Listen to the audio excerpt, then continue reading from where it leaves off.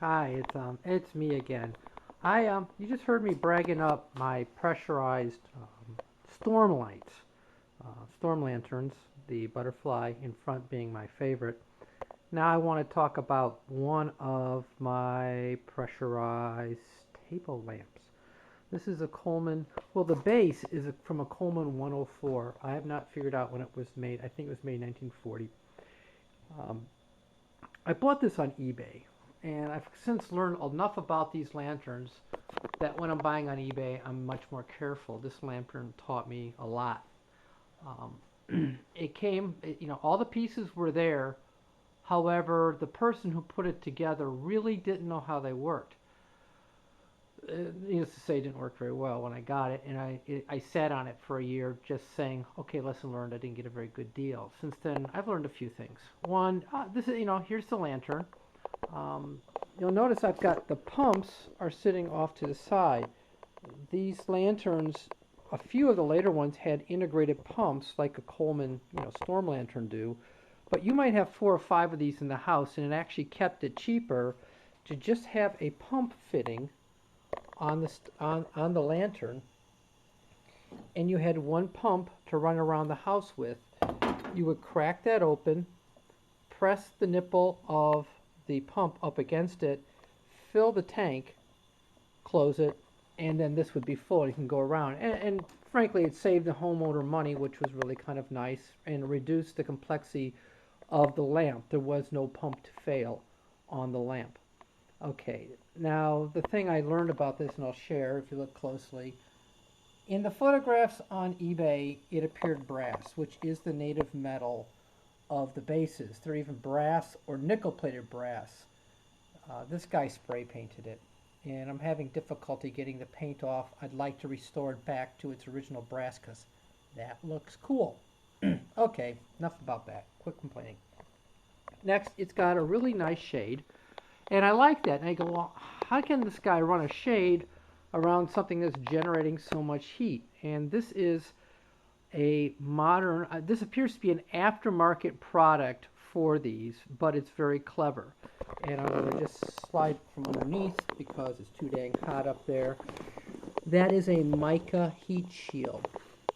Mica is a mineral that is transparent. It's nature's glass, and the heat, very little heat, comes through the mica. It's blocking the infrared, but it's allowing the visible light through it. There you can see the two glowing mantles happily glowing away in there, and the heat's definitely coming off the top, but it's not going to burn the lampshade, and that's really kind of nice. Now, some things I've learned, and while I've got this like this, I'm going to point this out to you. This little doer right here is the jet cleaner, and its position is really important. You just want it right about there. This tube here is a draft tube that extends up inside the lamp, and the fuel jet injects into the side of it. That fuel is blended up on top and goes down to the burners. If that jet sticks too far up into the riser tube, it blocks the airflow. This thing, he had it sticking up. It was practically completely blocking the other tubes so that there was no draft at all, and it was burning very poorly. This should be burning better, and the lesson I learned was I cut that bottom tube. This other tube was sticking down so far I thought it was being blocked here. I shouldn't have cut that. So now I have it up as far as it'll go, and you know what, honestly, it's good enough. It's working, and it's putting out a very nice gentle light, and maybe someday I'll get ambitious and figure out a way to extend it. Not today. But that is what Coleman was selling to the non-electrified home in the U.S. prior to electricity. My understanding is that less conservative Amish orders still use these lights indoors. Our local order does not use pressurized fuel lanterns. They only use flat wick, or they only use wick type lanterns. Um, my understanding is they don't even use mantle lanterns. They use wick and nothing but. So my next video, when I get around to it, I'll show you my two favorite wick lanterns. One is a flat wick and one is a mantle lantern. Um, One's made in, well, actually, I think they're both made in America.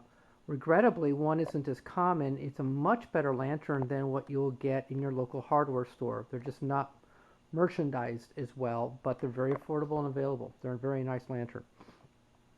So if you're looking for something with no pressurized, kind of really easy, like the wick, call it a day, got that too. So anyway, this is my gilded table lantern. Hey, thanks for watching. Hope you enjoyed it. Bye-bye.